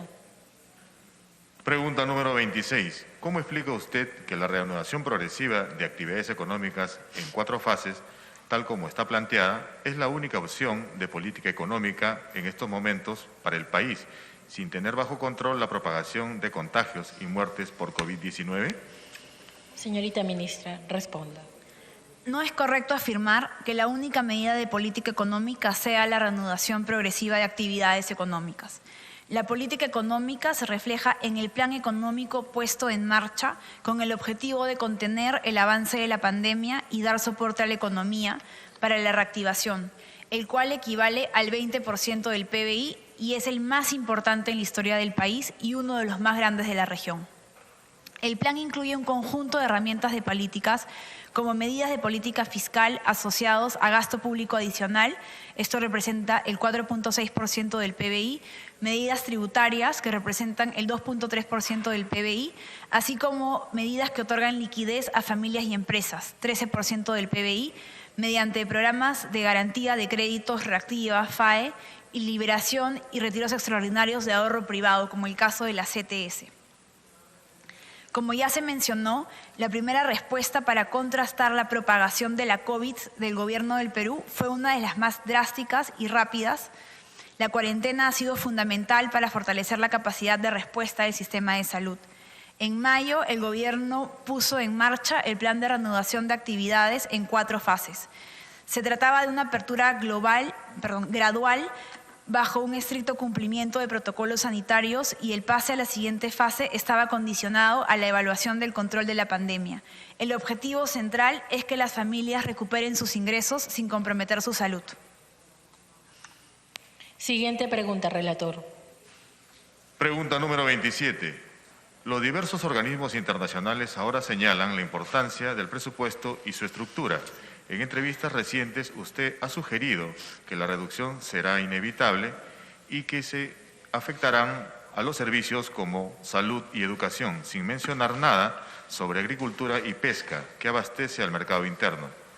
¿Cómo será específicamente el planteamiento del MEF y en qué razones de política económica y social se justificará? Ministra, conteste. Como sustenté el miércoles en este pleno, la propuesta de presupuesto público 2021 tendrá un incremento global de 3.2%. La elaboración del presupuesto se ha hecho en función a 5 prioridades: la salud y la atención de la emergencia por COVID-19, la educación, el alivio a la pobreza, la reducción de la violencia contra la mujer y la generación de empleo a través de la reactivación económica. En el caso de salud, su presupuesto está aumentando en 2.439 millones. Es un crecimiento del 13.2%, mientras que el promedio es 3.2%. Educación habrá un incremento de 1.275 millones, lo que permitirá mejorar los servicios en ambos sectores. En el caso de la función agropecuaria, el presupuesto asignado para el 2021 es 52.7% mayor con respecto al de este año. Estos son 3.204 millones, sobre todo explicados por el financiamiento de las inversiones de la Autoridad de Reconstrucción con Cambios para el manejo integral de las cuencas. En el caso de la pesca se han asignado 358 millones, lo cual significa una caída de 92 millones en su PIA en comparación al de este año, principalmente en el Gobierno Nacional por las proyecciones de ejecución de las inversiones. Sin embargo, se ha financiado el gasto corriente para garantizar la operatividad y el gasto de capital que permite culminar y continuar las inversiones. Por ejemplo, Fondepes cuenta con una asignación de 64 millones para inversiones de desembarcaderos pesqueros artesanales, que incluye, por ejemplo, los ubicados en Huacho, en Cerro Azul, en San Juan de Marcón, Yacila, en Paita, entre otros. Siguiente pregunta, relator. Pregunta número 28. Ministra Alba, en esta crisis por COVID-19 también sufre el campesino, el agricultor que abastece al mercado interno con productos de primera necesidad, haciendo prevalecer la seguridad alimentaria en este país. Enfrentado a la pérdida de sus cosechas que labró sacrificadamente con sus manos porque no tienen asistencia técnica por parte del Estado. Le pregunto, ministra, ¿usted cree que 760 soles de bono rural le alcanzarán para sobrevivir durante todo el año? Porque si usted responde sí, entonces dígame en qué país vive para contarle nuestra historia. Ministra, conteste, por favor. Somos absolutamente conscientes de la difícil situación que atraviesan muchos peruanos y entre ellos, por supuesto, muchos campesinos y agricultores. Trabajamos sin descanso para atender esta situación. También tenemos clara la importancia de la labor invaluable que realizan los agricultores, cuyos esfuerzos han sido cruciales durante la emergencia. Gracias a su trabajo, la cadena de abastecimiento de alimentos no se ha visto interrumpida en ningún momento. Estamos agradecidos por la tarea cumplida por los agricultores y seguiremos apoyándolos para contrarrestar el efecto de la pandemia en el sector agrario. El bono brindado no es la única medida aplicada. Hemos dispuesto varias acciones adicionales dirigidas al sector agrario y continuaremos trabajando en favor de los agricultores, quienes representan una pieza fundamental en la economía del país. Desde el inicio de la pandemia, una de las principales preocupaciones como Ejecutivo ha sido asegurar la continuidad de la cadena de abastecimiento de alimentos frescos y la seguridad alimentaria del país. Una de las principales medidas fue declarar como prioridad el transporte de abastecimiento de alimentos en la cuarentena, facilitando las operaciones de producción, transporte y comercialización de productos agrícolas y de primera necesidad. Por ello, una de las medidas inmediatas adoptadas en conjunto con el Ministerio de Agricultura fue el financiamiento para la implementación de mercados itinerantes, a fin de promover espacios para que los productores agrarios pongan en venta directa a la población sus productos. A la fecha, ha sido posible realizar más de 900 mercados itinerantes a nivel nacional desde el inicio de la emergencia sanitaria. Y dado su impacto positivo en más de 15.000 productores, se ha financiado la realización de 1.100 mercados itinerantes adicionales. Además, como parte de la reactivación de las actividades agrarias, nuestro principal interés es asegurar que los pequeños productores agrarios vuelvan a recuperar sus activos y cuenten con capital para financiar la siguiente campaña agrícola. Para ello, hemos avanzado con la activación del Fondo Agro Perú, el cual permitirá la colocación de créditos y garantías por hasta 440 millones de soles, a los cuales se accederá con tasas de 3.5% y contarán con un periodo de gracia de 6 meses. Hemos acompañado esta medida con la activación del Fondo para la Inclusión Financiera del Pequeño Agricultor Agropecuario por un total de hasta 100 millones de soles, lo cual permitirá al agrobanco otorgar créditos a productores agrarios a menores tasas.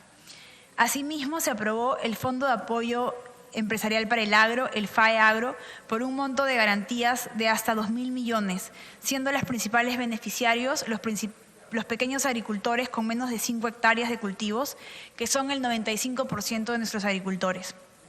El FAE Agro busca atender a más de 232.000 agricultores, permitiendo cerrar en más de 60% la brecha de financiamiento en la próxima campaña agrícola. Por otro lado, somos conscientes de que reactivar las fuentes de ingresos de la población rural, la cual se dedica predominantemente a actividades agrarias, implica también un fuerte componente de generación de empleo. Por eso hemos destinado hasta 305 millones de soles mediante el programa Arranca Perú para promover empleo rápido a través de mecanismos de núcleos ejecutores en actividades de mantenimiento de infraestructura de riego. Con esto estamos generando un aproximado de 70.000 empleos para la población rural.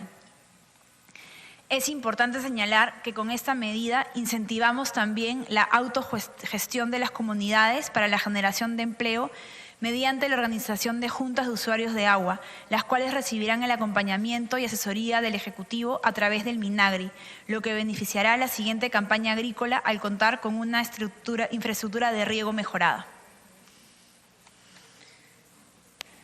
Siguiente pregunta, relator. Pregunta número 29. Como usted dijo en una entrevista al Comercio, el problema del Perú es que todavía la gente no vale lo mismo. Parece que para el gobierno más importantes son las empresas, es decir, las personas jurídicas y no las personas naturales. Esta concepción inicial es la que determina los montos enormes de apoyo a las empresas y los recursos escasos destinados a la población. Diga, por favor, el monto asignado por tamaños de empresas, según cantidad de trabajadores y según ventas anuales por separado, que han accedido a los fondos de Reactiva Perú, y a qué se debe que los montos mayores hayan sido otorgados a las empresas más grandes del país.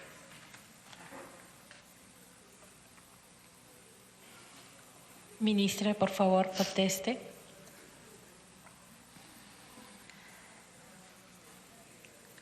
No comparto las afirmaciones que se deslizan de esta pregunta. Tal como lo mencioné en las preguntas 10 y 25, es incorrecto comparar los montos asignados a los bonos a las familias y los montos de los préstamos otorgados bajo el programa Reactiva.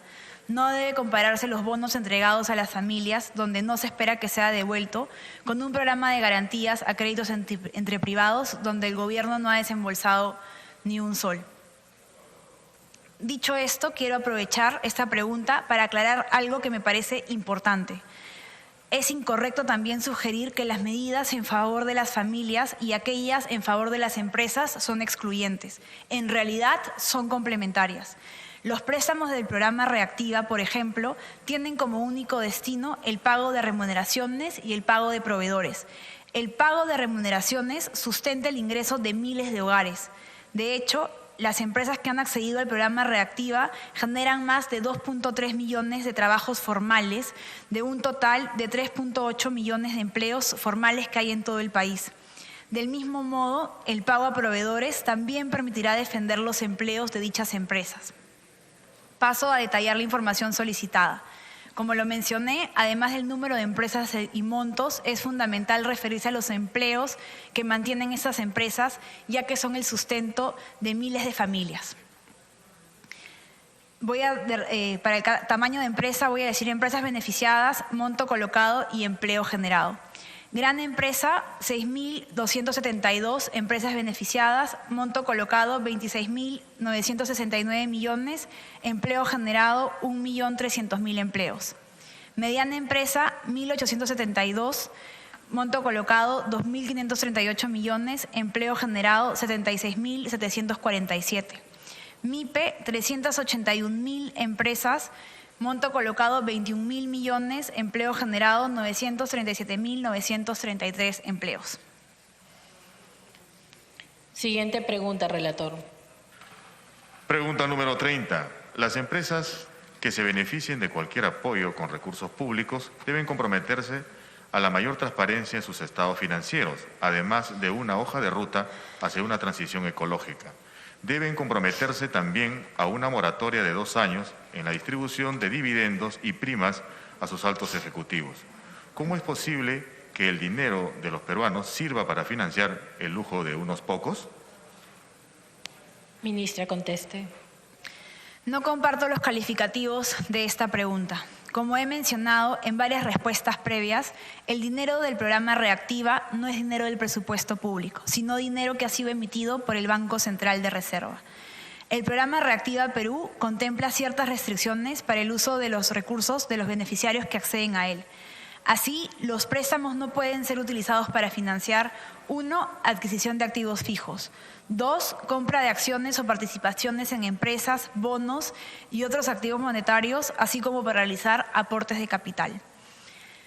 3. El pago de obligaciones vencidas de las empresas deudoras con las empresas del sistema financiero. 4. Prepago de obligaciones financieras, es decir, deuda no vencida. Además, las empresas beneficiarias de los préstamos del programa no pueden repartir dividendos. Así nos aseguramos que estos recursos sirvan para pagar remuneraciones y a los proveedores. Asimismo, COFIDE, en su rol de administrador del programa Reactiva Perú, verifica el cumplimiento de las condiciones y requisitos de acceso, por lo que está facultado a exigir a las entidades del sistema financiero el reemplazo del préstamo garantizado en el caso que se detecte que los beneficiarios no cumplen con los criterios y condiciones establecidas en un plazo máximo de 5 días hábiles. De no cumplirse las exigencias, la garantía otorgada se extinguirá automáticamente y COFIDE informará de ello de forma inmediata al Banco Central de Reserva. Siguiente pregunta, relator. Pregunta número 31. Para el Frente Amplio, en las actuales circunstancias, el motor de la economía son las personas a partir de su capacidad básica de consumo, sin comprometer su vida ni su salud. Por eso creemos que se hace necesario promover un bono universal que ayude a reactivar la economía desde la demanda. En este sentido, díganos, A, ¿cuánto es el gasto proyectado por cada persona hasta que la pandemia en el país se encuentre bajo control? B. ¿Cuántos trabajadores ocupados se prevé de aquí a diciembre con la seguridad de que no exista propagación de COVID-19 por esta vía y se formalice más la economía? C. A la fecha, ¿cuáles son los fondos de los que dispone el Estado? ¿Con qué recursos se cuenta para enfrentar esta situación? Y D. Según el INEI, se ha perdido solo en Lima Metropolitana 2.3 millones de empleos. ¿Cuántos puestos de trabajo se piensan crear y qué se hará con las familias que han perdido el empleo y no podrán recuperarlo prontamente? ¿Podrán tener un mínimo de ingresos? Ministra, conteste. Estoy de acuerdo con la afirmación de esta pregunta. Las personas son el motor de la economía y debemos asegurarnos que puedan seguir cubriendo sus necesidades sin ser expuestos al virus.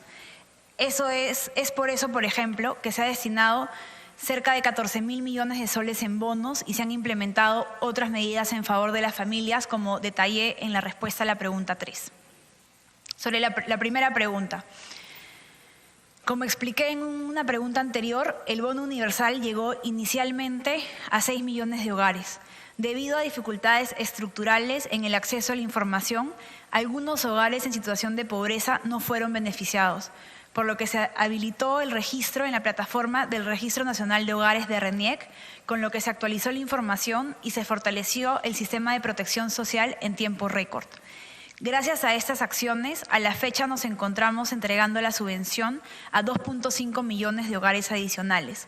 Así, se espera llegar a cerca de 8.5 millones de familias peruanas, las cuales serán beneficiadas también por un segundo bono universal. Esta inversión en el bienestar de las familias peruanas más afectadas tiene un costo aproximado de 14.000 millones de soles. Adicionalmente a esto, para la ampliación de programas adicionalmente a los bonos, se ha previsto presupuesto para ampliación de programas sociales y otras medidas para la población más vulnerable, que hemos asignado por más de 1.000 millones de soles. Sobre la segunda pregunta, en la segunda mitad del año, la economía mostraría un mejor desempeño, favorecido por la reanudación de actividades económicas, el plan económico frente a la COVID, la mejora de las expectativas de inversión y el contexto internacional favorable. Además, esto permitirá dinamizar el círculo virtuoso de inversión, empleo y consumo. Es importante destacar que el proceso de reapertura de la economía ha permitido la reanudación y ejecución de grandes proyectos mineros y de infraestructura. Esto es vital para la recuperación del empleo. Entre los principales proyectos que impulsarán la inversión en infraestructura en la segunda parte del año destaca la línea 2 del metro, la ampliación del aeropuerto Jorge Chávez, los terminales portuarios Salaberry y General San Martín. Por su parte, la recuperación de la inversión minera estaría impulsada por la reanudación de obras en proyectos como Quillabeco, Mina Justa y la ampliación de Toromocho. Así, en la medida que las empresas retomen sus actividades y alcancen sus niveles de producción pre-COVID, esperamos una importante recuperación del empleo. De hecho, solo en Lima Metropolitana, en junio y julio se recuperaron más de 2 millones de puestos de trabajo en comparación con abril y mayo. Tercera pregunta. Las medidas presupuestales que estamos planteando para financiar la emergencia sanitaria y la reactivación económica sí cuentan con un financiamiento respectivo este año. Estimamos un compromiso de recursos por 30.000 millones de soles, los cuales provendrán de la reserva de contingencia, reasignaciones de gasto, saldos de fondos públicos, endeudamientos, así como los ahorros del Fondo de Estabilización Fiscal, cuya autorización está aprobada en el Decreto de Urgencia 051-2020. Cuarta pregunta. Como he indicado previamente, en los meses de junio y julio se han recuperado más de 2 millones de puestos de trabajo en Lima, impulsados por la reapertura de la economía y las medidas implementadas en el plan económico frente a la COVID-19. Hacia adelante, esperamos que el empleo continúe recuperándose. Asimismo, la recuperación del empleo se verá favorecida por la implementación del programa Arranca Perú, que tiene una inversión de casi 6.800 millones de soles y espera generar alrededor de 1 millón de empleos como consecuencia de una mayor dinamización del gasto público en el corto plazo y a nivel nacional. Cabe indicar además que hemos brindado facilidades a los empleadores y trabajadores para garantizar la sostenibilidad de las relaciones laborales y con ello evitar despidos. Esto incluye la entrega de subsidios a la planilla, facilitación del trabajo remoto y subsidios a la cobertura de salud, entre otros. Siguiente pregunta. Pregunta número 32. En el sector educación no se pudieron adquirir equipos de protección personal, EPP, con recursos asignados en la categoría presupuestal Acciones Centrales. Algunas direcciones regionales de educación en diferentes regiones intentaron hacer compras de EPPs y el MEF no se lo ha permitido. Argumentan que esas compras solo pueden hacerlas el MINSA y eSalud.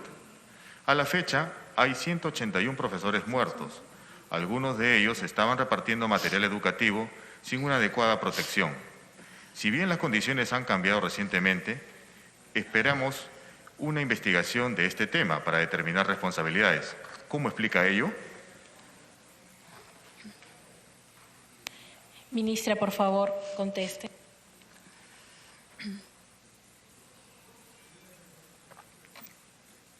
Primero, quisiera decir que lamento muchísimo la muerte de nuestros maestros. Su labor marca y encamina la vida de todos los peruanos y su rol es fundamental para hacer del Perú un país con oportunidades para todos. Quiero aclarar que no existe norma alguna ni disposición del Ministerio de Economía y Finanzas que impida al Ministerio de Educación o a las direcciones regionales de educación a comprar EPP. Además, según información proporcionada por el Ministerio de Educación, en el marco de los compromisos de desempeño, el Ministerio de Educación asigna recursos adicionales a las regiones durante todo el año. Por concepto del cumplimiento de metas del primer tramo, evaluadas al 15 de mayo, se transfirieron 18 millones de soles mediante el Decreto Supremo 112.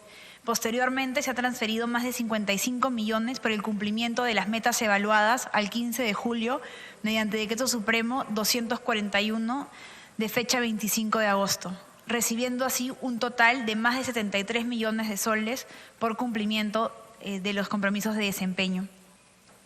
Entre los diversos usos de los recursos transferidos a través del primer Decreto Supremo, más de 10 millones de soles han sido asignados para la compra de EPP para el personal docente. Por otro lado, es importante notar que el servicio educativo presencial está suspendido. De acuerdo con la resolución ministerial 184-2020 del Ministerio de Educación, desde marzo del 2020. Solamente se ha requerido la presencialidad en la institución educativa en 4 ocasiones durante el año a directores y docentes, miembros del Comité de Alimentación Escolar, para hacer entrega de materiales de estudio y los alimentos de Jaliwarma. En cada entrega se tomaron en cuenta todos los protocolos y acciones de prevención según las disposiciones normativas que emitió el Ministerio de Educación, que incluye adquisición de equipos de EPP con recursos transferidos por el Minedu, capacitaciones a los directores regionales de educación y a las UGELes para los directores de las instituciones educativas. Además, se adquirieron kits básicos de higiene por parte de los directores para la entrega de alimentos y cuadernos en el marco del Decreto de Urgencia 025. Señores congresistas, se suspende la sesión por breves minutos.